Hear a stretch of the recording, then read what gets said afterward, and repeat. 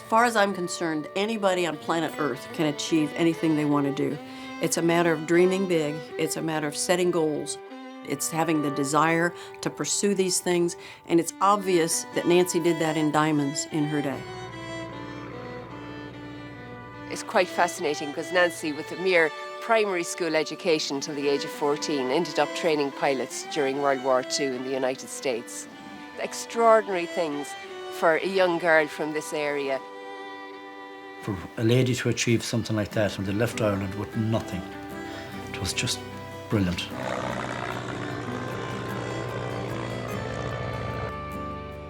Well, my Aunt Nancy was a very pretty woman.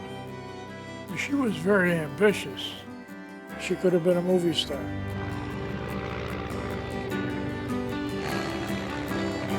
What she'd accomplished in those days was just monumental, unbelievable.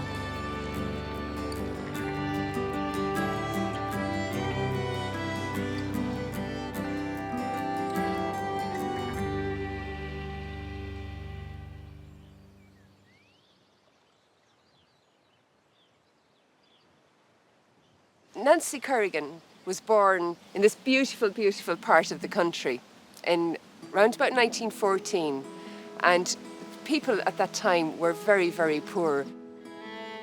My grandfather, Thomas Corrigan, was a brother of Maggie War Corrigan, and Maggie War was Nancy's mother.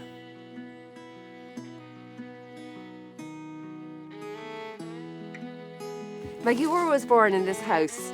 At the time, it would have been a long house going up and down this way. That would be just the end room.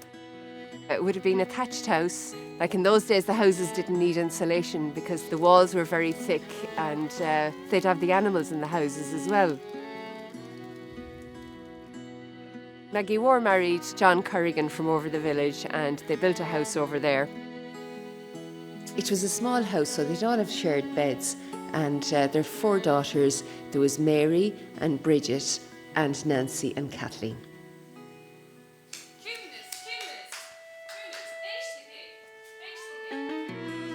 We know that Nancy went to Tunriggy School. She was a good student. She was good at her lessons. Generally speaking, they would go to school barefoot, and they would wear these lovely white bibs to school. They would carry 2 sods of turf under their axter to school for the school fire. Nancy would have been a strong little girl because the young children that time, when they'd come home from school, they'd have a lot of work to do. As soon as they'd have their lessons done, they'd have to maybe go out and bring back the cows from the hills. They might have to go down to the shore picking winkles for the dinner. All of these jobs would have made them resilient and resourceful and confident.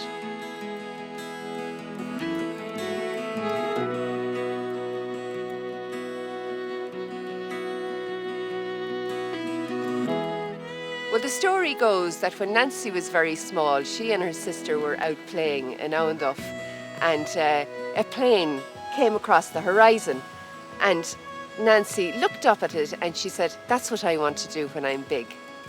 And I think at that time, Alcock and Brown landed in Clifton. They would have been all talking about it because Clifton's not that far away.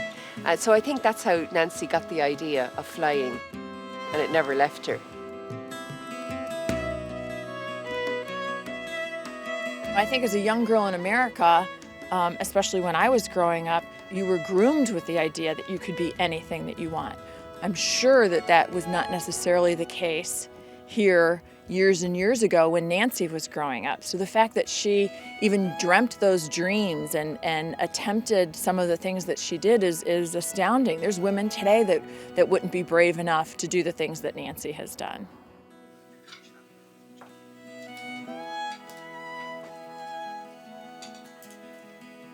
I understand that women were actually much worse off in the 1920s than they had been during the period 1914, 1916. In 1927, there was the Synod of Maynooth was held, it's sort of a bishops' conference, and there was a statement published by the bishops.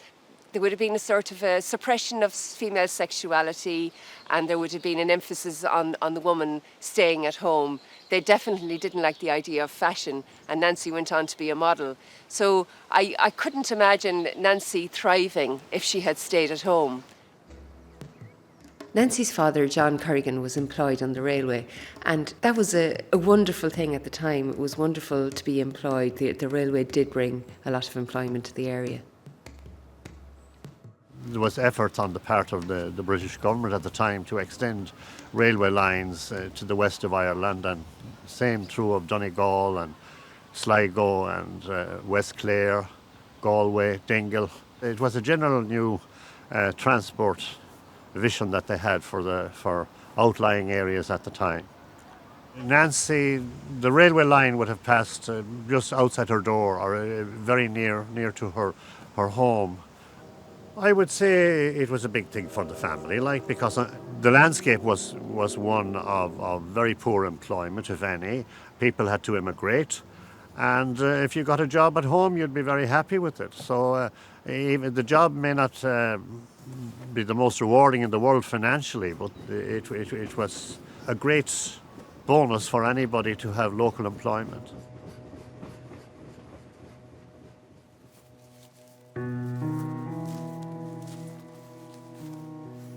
Nancy's father died when Nancy was quite young. I heard that he died on the railway. I'm not sure what kind of accident it was. Now, this is a marking stone, and this is more likely the kind of stone that John Corrigan would have had. We're finding it a great difficulty finding his actual grave, but we're pretty sure that he would have been buried here, because our village of Owenduff is just across the sea there, and they would come across, when there would be a funeral, they'd come across in their currachs in a kind of a convoy, and the body would be buried here. So it's, as you can see around the graveyard, there are a lot of these marking stones, so it would be very difficult to tell which one was his, because it happened such a long time ago. That would have been devastating, in the fact that a breadwinner dies is very bad news. My grandfather got killed on a train. And my mother, being the oldest girl, became the housekeeper, dropped out of school at age 10, and took care of her sisters while her mother took care of the sheep and did some farming.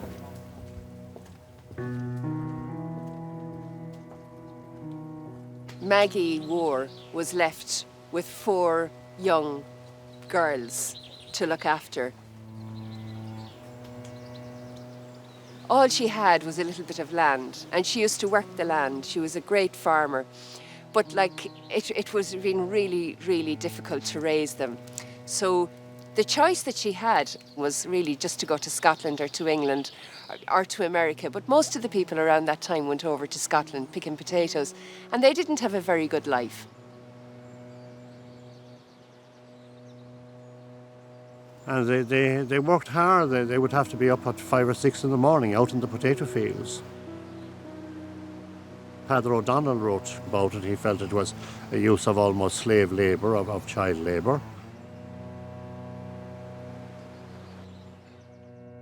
Maggie, though, was a very strong-willed woman, and maybe that's where Nancy got her strength. Maggie thought, no, I'll take them to America, even though that would have been much more expensive at the time to raise the fares.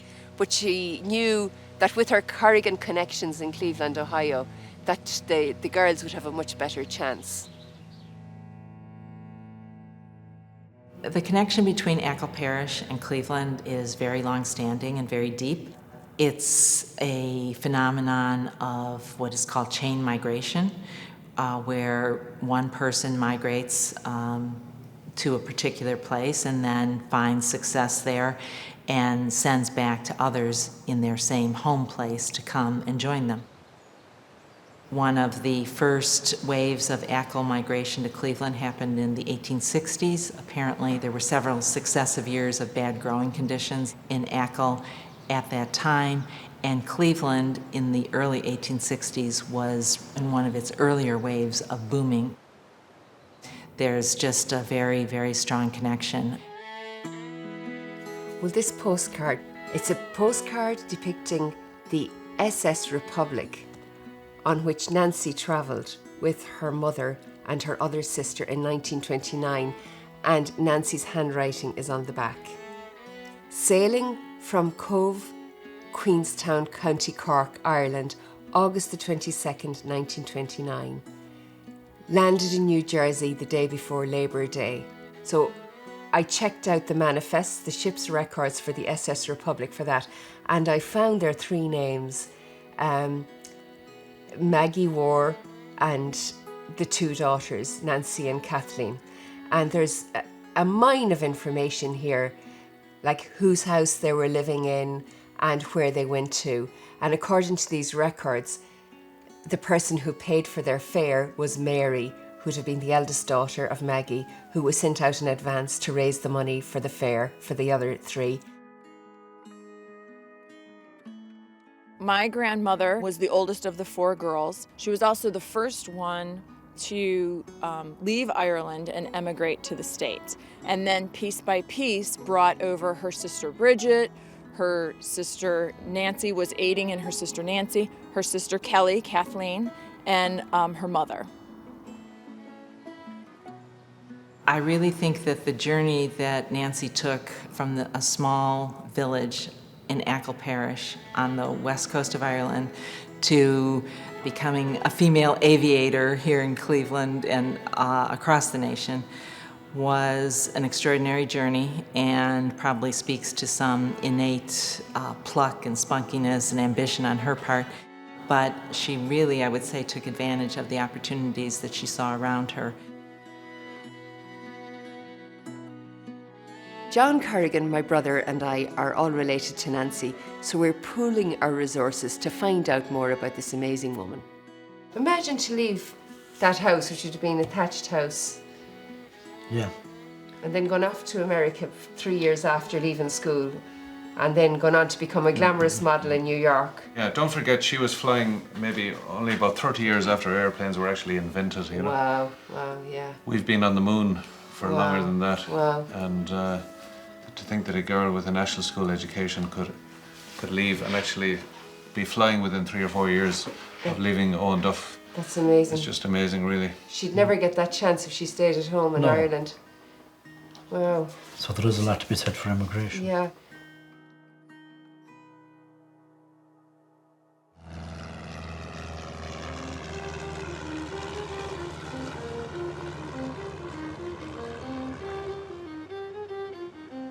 I'm here now in Cleveland. I'm in the Terminal Tower building. This is where Nancy would have arrived in 1929. And I'm going to meet Margaret Lynch. She's a local historian. Her people come from Achill. So I'm really looking forward to finding out what kind of Cleveland did Nancy arrive to in 1929. That's fantastic. Right. So this is where Nancy was. So this is the site that she would have walked out onto. Public Square, Cleveland's front porch, if you will. Coming out and up into this very bustling public place, very different from what she had been, what she left behind, you know. Do you think she would have found it intimidating coming from Achill to this? I think a lot of people would, but I'm not sure about her. She seemed to have a lot of spunk, and maybe she found it exciting. Wow, yeah. One of the many lucky coincidences, I would say, in Nancy's life is that she arrived in Cleveland in August of 1929, right at the time when the very first National Air Show was held here in Cleveland. Right there is her dream, what she can imagine for herself on the very first day that she arrives. That's pretty incredible. At that time, Cleveland was the 6th largest city in the U.S., and it was a mixed industrial center. It was a bustling place. There was a lot to bring people here throughout the 20s and into the 30s. When they arrived in 1929, they had family members already here. Nancy's 2 older sisters were here, I believe, already, and an aunt. The tendency would have been for those people who were already here and established, if they could, to make room for them in, you know, their homes. I would think that certainly one of the first people they would have sought out when they arrived in Cleveland would have been Aunt Delia. And she would have been one of the first to welcome them and help them get established, help them find work. She had been in household service herself earlier. Maybe, you know, some of her connections were helpful. We don't know the exact pathway that they all took, but I think that's, you know, she was definitely a significant person in the group. She was the matriarch, really. Okay, all right. Yeah. This is a very significant house in Nancy's story. Everyone coming over from our family would have been given the start, if you like, by Delia. She was very well connected. She was a powerful woman. I can't believe we're here and we're looking at a house that was so important to so many young girls from our area that came over. And Delia would have been able to help them find jobs with the best of families and enabling them to make connections and to gain a better life. When Nancy arrived and looking around and thinking about opportunities, I think her two older sisters and her aunt had been in household service. So that was probably something that, you know, occurred to her rather readily, and perhaps they even helped her, you know, get her first job. Crucial for them was that they were arriving as single women. Of course, their mother had been married, but her husband had died. And one of the most readily available means of employment for women arriving on their own was to work in service in a household as a maid, as a nanny, as a cook. And Cleveland's prosperity and it's the fact that it was booming in the 1920s was a good thing for the Corrigan family arriving at that time, because there was an explosion of new large houses and an appetite for maids and cooks and nannies. Here's the family in the 1930 census, the Hitchcock family. And on the top of the next page is Annie Corrigan, servant, and she's just recently come to the U.S. Would have been a very, very good address. It's amazing. A great starting point for an ambitious young woman.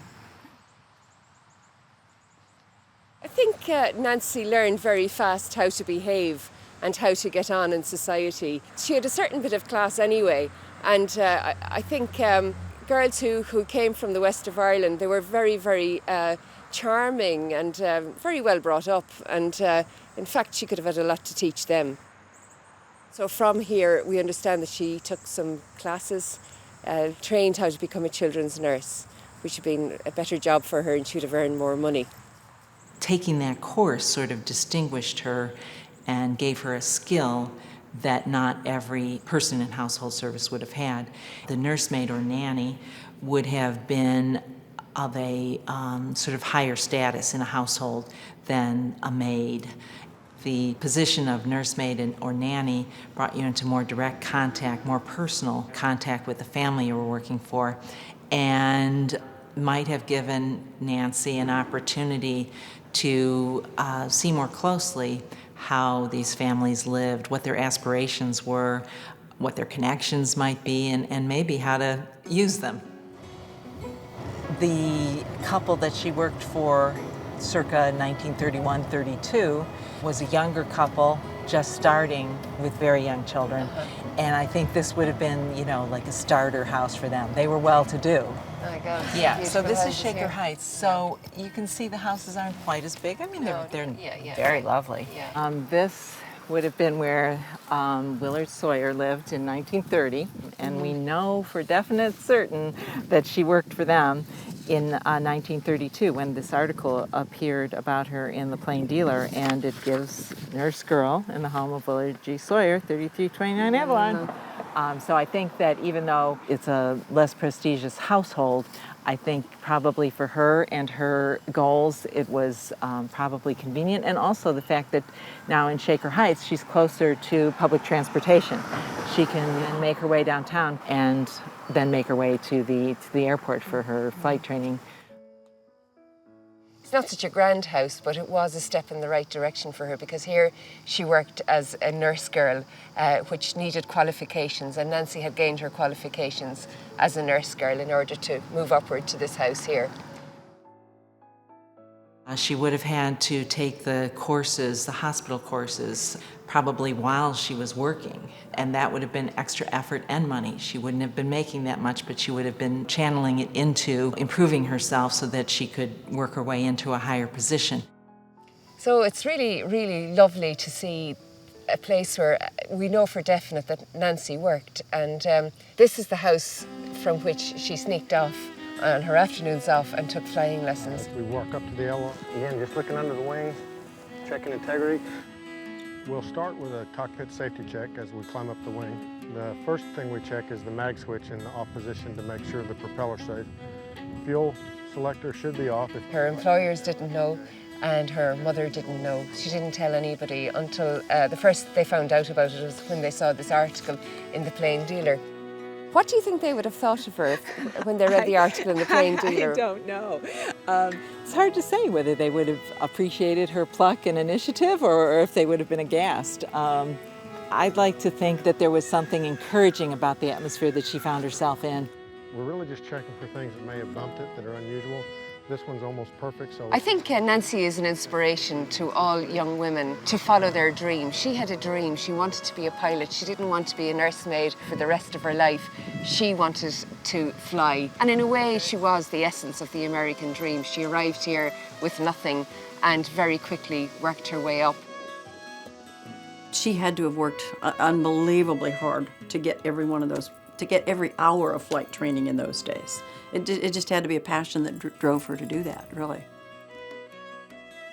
In fact, there's a story that has come down through the family that she was out walking in the park in Cleveland one day with one of her friends, who was probably also a maid.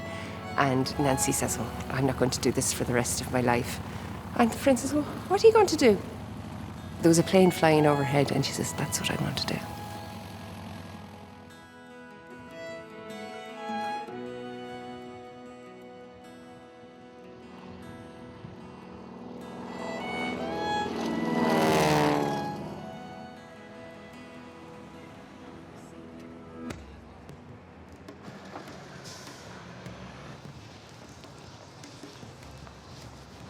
Nancy's achievements were so unusual for a servant girl of 19 years of age that she made it to the front page of the newspaper. Here she is. Oops. So that was the front page. Oh, wow. Miss Corrigan, who was 19, made her first solo flight at the Cleveland airport yesterday after less than 5 hours training. According to Donald W. Patrick, chief pilot at the Sundorf Aeronautical Corporation, where Miss Corrigan took her training, it is unusual for a girl to learn to handle a plane as quickly as Miss Corrigan. This is amazing. John Patrick, the guy who trained her, said it was so unusual for a woman to get the hang of flying as quickly as she did.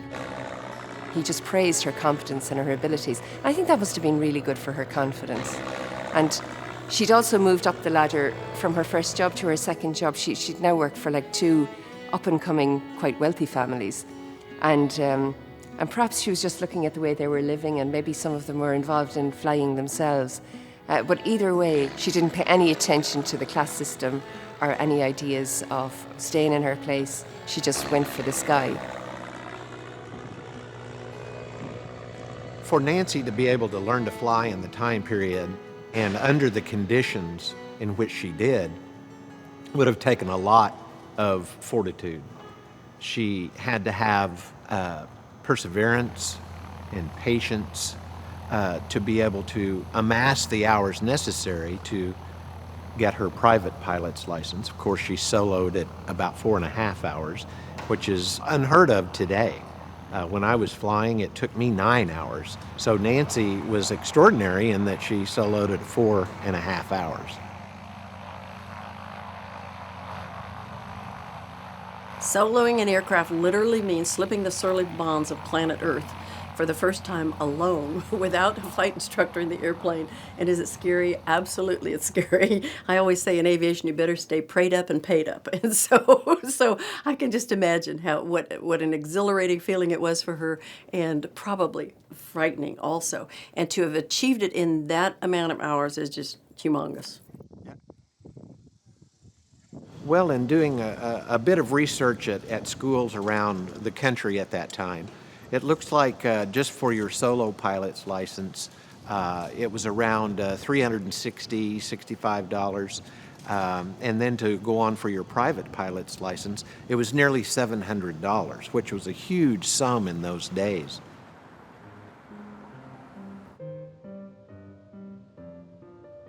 It's hard to say what motivates people, but if you want a better life and see opportunity before you and you have some spunk and adventure, you take the opportunity. As a nursemaid, she still wouldn't have been making probably more than $10 a week or something like that. As a model in New York City, she could make $25 a week. Well, that's a big step up and a step towards achieving the goals that she had in mind, because flying a plane was expensive. The lessons, the permits, the license. Modeling could have been a stepping stone financially as well as anything else.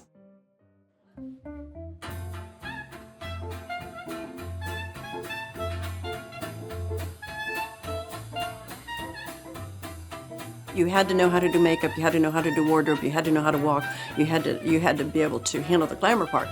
But that wasn't what it was all about. You better have the intelligence behind that. Otherwise, you're not going to be able to pursue a career in modeling at all. So you wouldn't have been able to in my day, and you certainly wouldn't have been able to in Nancy's day.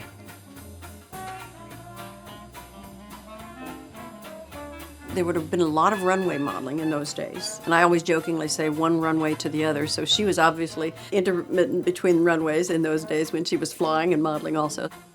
Nancy's foray into the world of aviation was another thing that may have opened up some prospects and vistas for her. There's a lot of risk involved in flying a plane, but there was something exciting and almost glamorous about it too. The glamour, daring, and excitement of flying fit in with the idea of being a model. I think people visualized us as having a glamorous life like that, and we allowed them to because it gave us, an air about us that maybe made us a little more enchanting and interesting, but it was really, really just hard work for the most part. Our careers paralleled so much, it's just amazing. It's just uncanny. I was about 30 years behind her in everything she did. The same mentality that would make a female want to be a model, it's a very unique kind of a career, and so that same kind of mentality would be the kind of a mentality that a female would have that would want to be a pilot. We're exploratory people. We're people that want different, unique things. We don't want to do the average. We want to try new things. Nancy's sister Kathleen told us that Nancy specialised in hand modelling. She could have been earning good money as a model.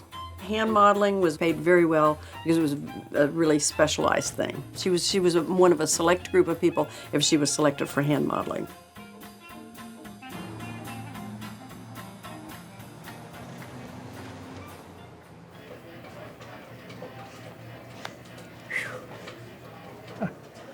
That's my mother, that's my Aunt Bridget, that's my Aunt Kathleen, and that's my Aunt Nancy. I'm gonna cry. Now, this is a house in Ireland. And I'm sure that's me. That's my Aunt Nancy holding me. She lived in New York, and she was a model. Boy, oh boy. She had a few boyfriends, a couple that were here in Cleveland, and the one that used to come here with her from New York. And he was a cook. And he cooked supper for us in our house, and it was very good. And a very good-looking man, too. In the day when Nancy learned to fly, aviation was pretty much a men's club. And women had a hard time breaking into the aviation field, even though there had been women in aviation since the very early days. But they faced discrimination. In some cases, they faced sabotage when they were racing, for instance. There was just a distaste for women in aviation. For a female to enter this man's world, the female's got to be kind of unique and got to be a go-getter and got to be a person who just is willing to take chances and a person who is willing to explore and experiment and, take the extra leap and so forth. Although she finished out of the wood circle, Jane Page received $1,000 for turning in the fastest time for a woman pilot. Women had to prove themselves better. And so from the very beginning, we were doubted until women could prove themselves that we had everything that it took. We had the skills, we had the knowledge, we had everything that it took to be able to enter this man's world and do the things that men had accomplished. Nancy would have had to have really been able to hold her own. There are other obstacles that she was surmounting, the fact that she was an Irish immigrant, the fact that she had started out poor. But I think the fact that she was a woman was probably as important or more important than all those other factors in terms of what she had to overcome and surmount. The fact that she was able to hold her own and become an instructor, the fact that she was willing to travel the country to to be able to do what she wanted to do is another aspect of her determination and her strength. I think it looks good. In aviation, to attain the next level of certification, it requires two things: money and hours. And so once you have soloed, then you work towards your private pilot's license. Then you might work towards your instrument rating. So all of this costs just a little bit more for each rating. For Nancy to do that in her day and age was just unbelievable. Not having a backer, not having a patron to help pay her costs and let her just concentrate on flying to earn those certificates and get to those levels was very difficult.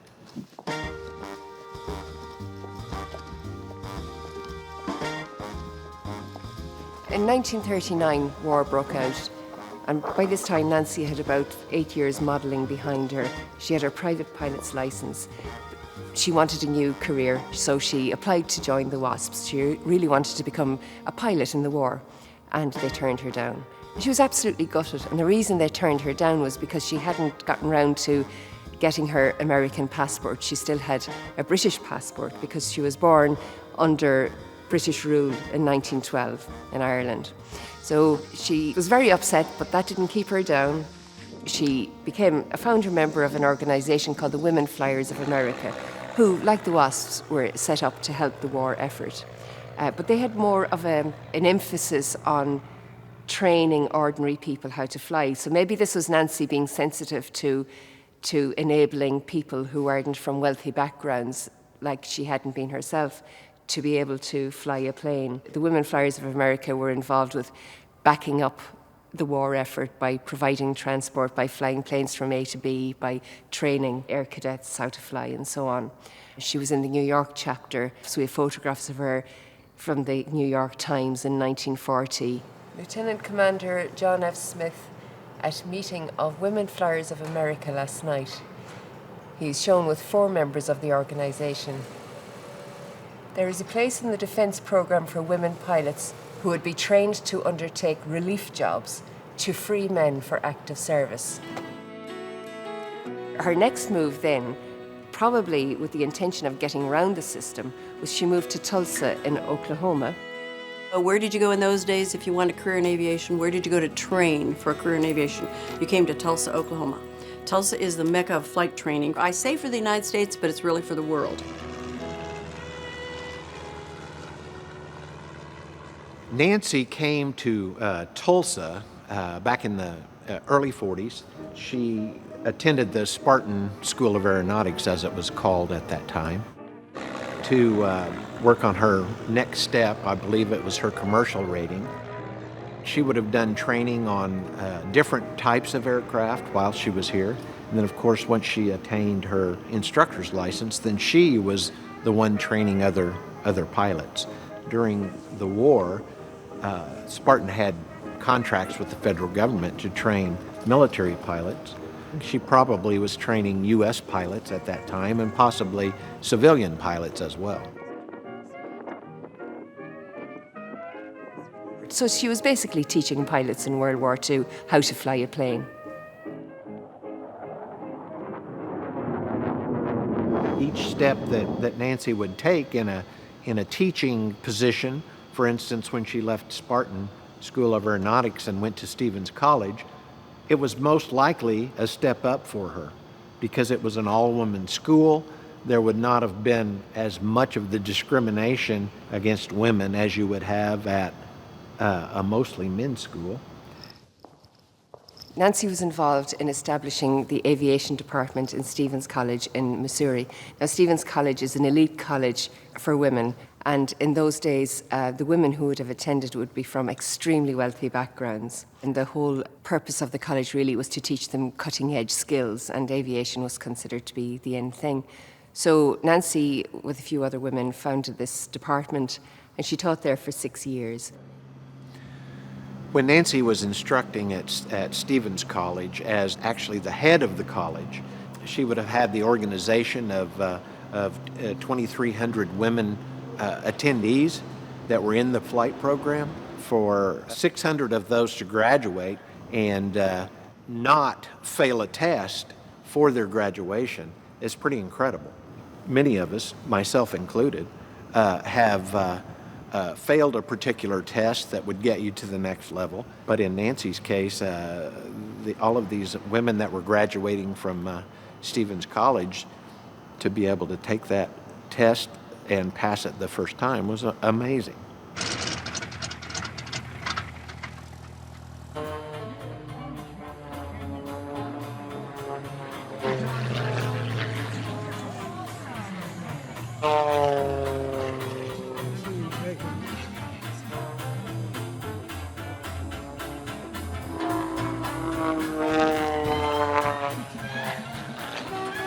Well, the first day Nancy arrived in Cleveland, the Cleveland Air races were on. Can you imagine what it would have been like to step out of the train station and look up at the sky and see planes buzzing, through the sky as part of the national air races? There's her life's dream right there ahead of her, right the first day that she arrives. In the summer of 1948, Nancy was an instructor and one of the heads of the aviation department in Stevens College in Missouri. But she took the summer off to come to Cleveland because she wanted to fulfill an ambition that she'd had since she first hit Cleveland, to take part in the Kendall Trophy race. Currently, the raven-haired ex-model is purchasing a North American 86 trainer to fly in the $7,500 Kendall Trophy race. Purchase of the plane is taking virtually all of her savings. Now she's looking for a sponsor. A sponsor and the accompanying financial backing are a vital part of her plans, she said last night. Nancy, let's say, decided to exploit her ACL connections and the fact that there was such a large ACL population. The people that immigrated from ACL to Cleveland, many of them were able to make good lives here. The ranks of our judiciary system, our lawyers, our government officials, policemen were filled with people with ACL names. And this one, she's found a sponsor. Corrigan's of City Back Air Beauty. An ambassador, a doctor, 2 attorneys, some moving men, and a student, all named Corrigan, yesterday answered the call of Miss Nancy Ann Corrigan for financial backing. In recognition of their assistance, Miss Corrigan had the Corrigans of Cleveland painted on the fuselage of her AT-6 racing plane. Few pilots in the races will have a better background of experience than Miss Corrigan, who has logged 5,000 hours in 16 years. Look as if they're standing still. In the summer of 1948, Nancy stayed with her sister Mary in Cleveland and Bartley Kilban, her son. I'm at the Cleveland Air races 66 years later, and I can't believe I'm sitting beside Bartley Kilban, exactly in the spot where he watched Nancy fly way back in 1948. You see how close they are? Yeah. They're almost touching. Yeah. Look at that. Wow. Well, I remember my Uncle John and I changing the propeller from a 2-bladed propeller to a 3-bladed propeller, and it was wooden rather than metal. And it had a big bolt on the front of it. And I got it started. And I was up on the ladder, and I got it started. but I couldn't, and I had a big wrench, and I couldn't, but Uncle John got it. You know, we switched places, and he got it. And I was only 14 years old.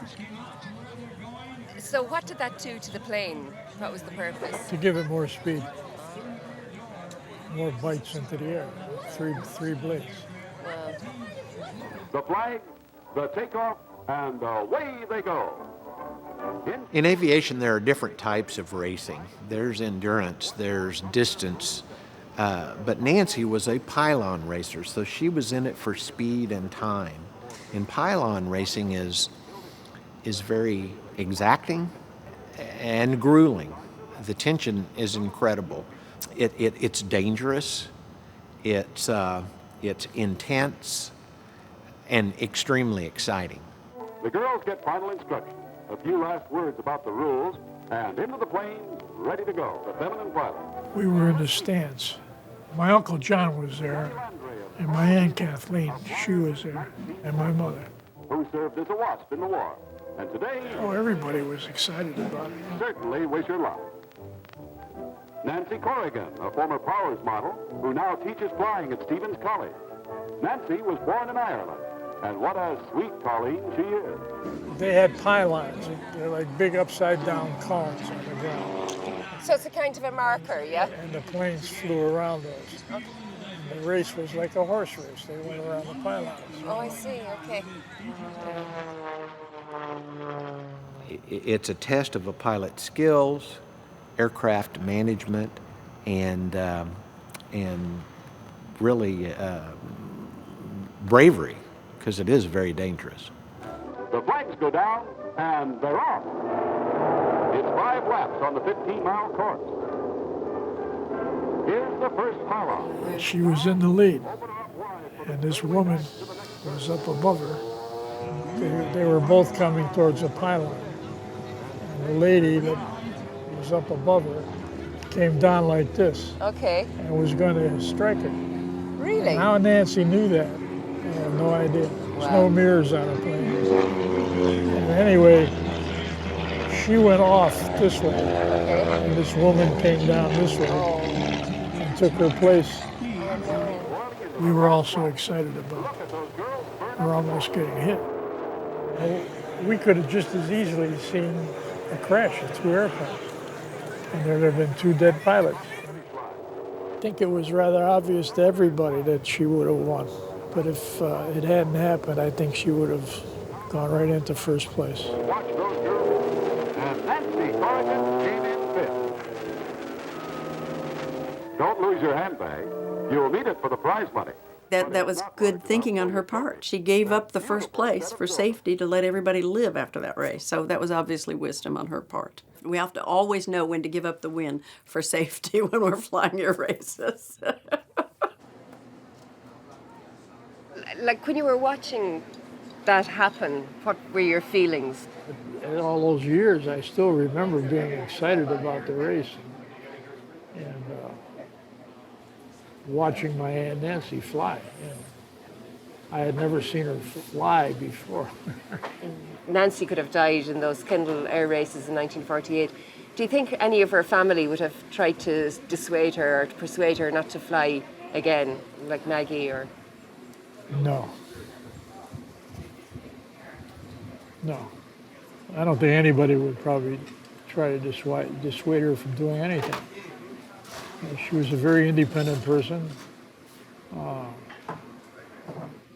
was Nancy, when she finished the air race, how did Nancy feel like? I think, and I'm not sure at all, but I think she probably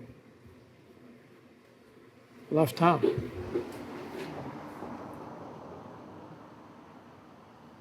I think the fact that you have entered a field that is so different and unique from what most people do for a living, you want to share that with everybody else you have the opportunity to share it with.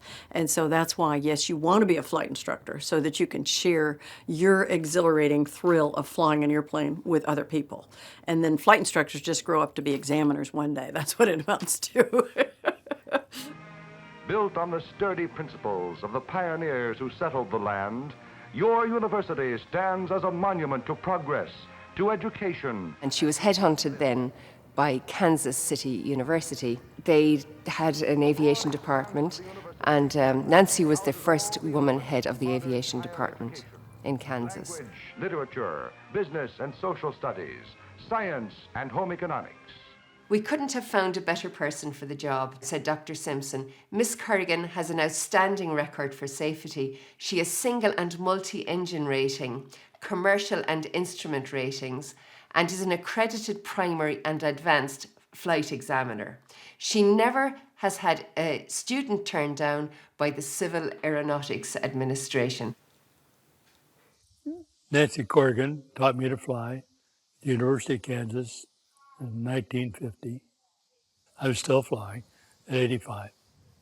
I was studying aeronautical engineering at the University of Kansas. They had a flying club that Nancy headed up. I certainly joined the flying club and was lucky enough to get Nancy as my instructor. How about that? Ready to fly. Had a stick, like we flew an airplane today. Nancy would just take us up and fly. And it's been 64 years since I've flown a stick. How does it feel? Oh, it feels wonderful. So flying was quite a bit different back then. We didn't have an intercom or anything, and so she'd just yell, and I'd yell back. Nancy was a wonderful instructor, patient. I don't think she ever hit me on the head while we were flying. And it was a natural instructor. And I thoroughly enjoyed flying every hour with her. She was just tops. We kept flying and managed to solo a little less than 8 hours. And that was something that a pilot always remembers, first landing. And it was probably the best landing ever made. Oh, I love it. Well, I'm glad you enjoyed it. Hey, love it, yeah, what a great flight, yeah. She signed me off as a private pilot, but I'm very thankful that she was part of my life. It's just been a delight. And after all that excitement of Nancy's career, she settled for a more scheduled job. And for the last 20 years or so, she spent her time flying executives around the United States in jets. She flew jets, and she worked for the Erie Resistor Corporation. And she did that right up to her retirement. And she clocked up hundreds of thousands of miles on jets. It's a testament to Nancy in particular that she could find a job in the corporate world flying commercially. She was one of only 2 women at the time with the multi-engine commercial rating.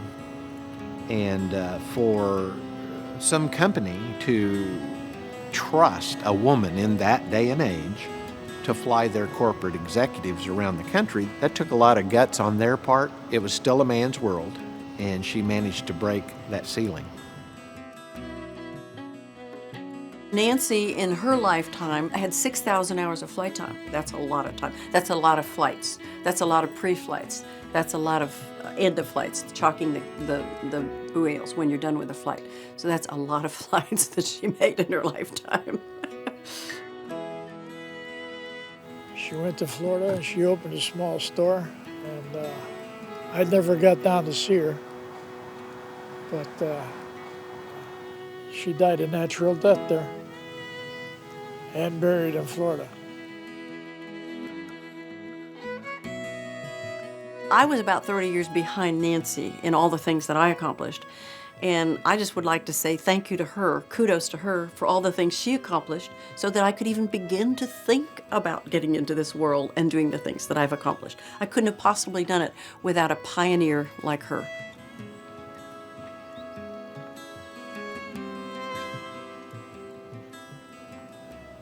I'm John Corrigan from Untold here, and my dad was the first cousin of Nancy, and I grew up here as well. And in the same grounds as where Nancy and all her sisters were when they were children. We would have a plan to try and put up a museum to her memory, like of her achievements, with all memorabilia we have on Nancy from the time she was flying in America. For a lady to leave this part of Ireland and achieve such a thing like that in a man's world, it was just amazing. How are things, John? Not too bad, Bernadette, how are you? Oh, grand, yeah. You're doing great work. Not too bad now, cannot complain. Yeah. Oh, it's absolutely fantastic, John, now that this is the very spot where this needs to be. Yeah, the Right land she was born on, and where ideal. the train would have stopped where her father got killed. We'd have one wall maybe dedicated to her modelling career. We've got those beautiful photographs in the Powers Model Agency. Yeah. What do you think? Yeah. And the ones with the flying, we'll put them on that wall. Yeah. And then the one with the aeroplane, her standing on the wing of the aeroplane with the Corrigans of Cleveland on that. Yeah. That's a fine photograph. Considering that Nancy Corrigan was the second woman in the United States to achieve that aviation status, I am so proud, so honored to be part of the legacy, and truly feel that the museum here that John Corrigan and Bernadette and Brian Masterson are all working on collectively, I think it's so important, and it must go forward. It's a story that must live and continue. I look forward to bringing my grandchildren and my great-grandchildren back, showing them the legacy and telling them the story.